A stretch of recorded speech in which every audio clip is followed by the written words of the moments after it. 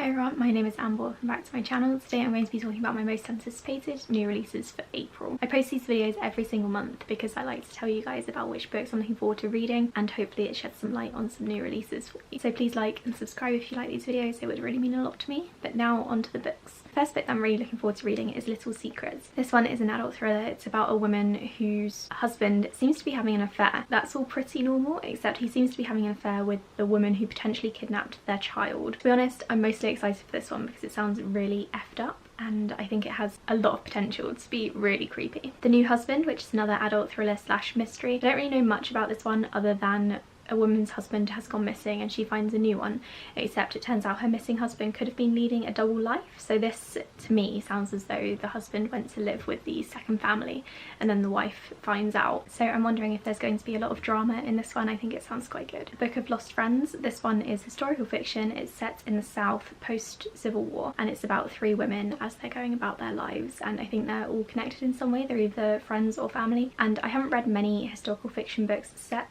during or after the Civil War in America, so this is one that definitely intrigues me because I feel like there's a massive gap in my knowledge there, and maybe this book could fill that gap. Chosen Ones, which is the new book from Veronica Roth, the author of Divergent. This one is all about superheroes, which is something that I really enjoy reading about. At least I used to. I haven't read anything about superheroes in a while. In this book, the superheroes are saving the world from Chicago. The Southern Book Club's Guide to Slaying Vampires, and to be honest, I'm mostly excited for this one because of the title. I think it sounds really good. I was going to get a review copy, but I changed my mind because I've decided I'm just going to buy the book when it comes out instead. I think it's exactly what it sounds like. It's some sort of weird paranormal contemporary about a book club that slays vampires. Honestly, it sounds really quirky, and I have to be in the right mood to read quirky books, but this one has definitely caught my eye. Incendiary, which I do have as a review copy. This one is YA fantasy. It says on the back that the main character has lived 100 stolen lives and then they are kidnapped. They have somehow now become a rebel spy. So this synopsis sounds quite in-depth, and I haven't really retained much of it because I don't like to read synopses of books before I've read them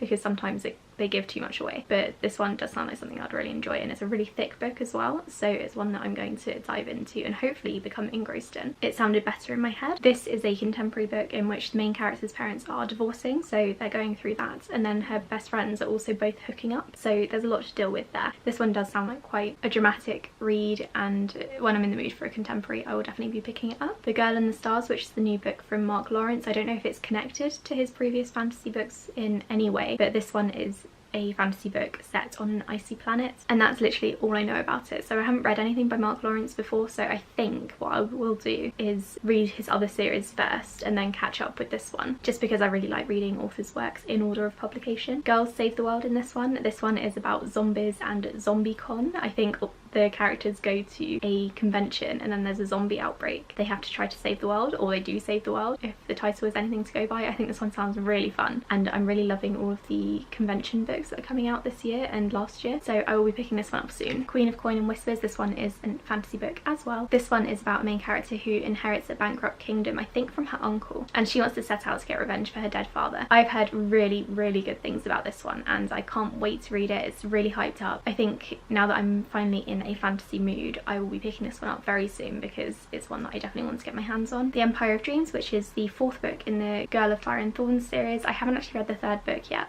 and I've been reading this trilogy for about 6 or 7 years, so I really need to get a move on with that one. I think I might have to reread the first 2 books, or at least read recaps on Recaptains, because I can't remember anything about them other than the characters have gems in their belly buttons, I think, and I can't remember if I liked the ship or not, so I'm not sure I'll be picking this one up anytime soon, but it's definitely given me motivation to carry on with the series. Race the Sands. In this one, women compete to become monster racing champions, and to be honest, that's all I need to know.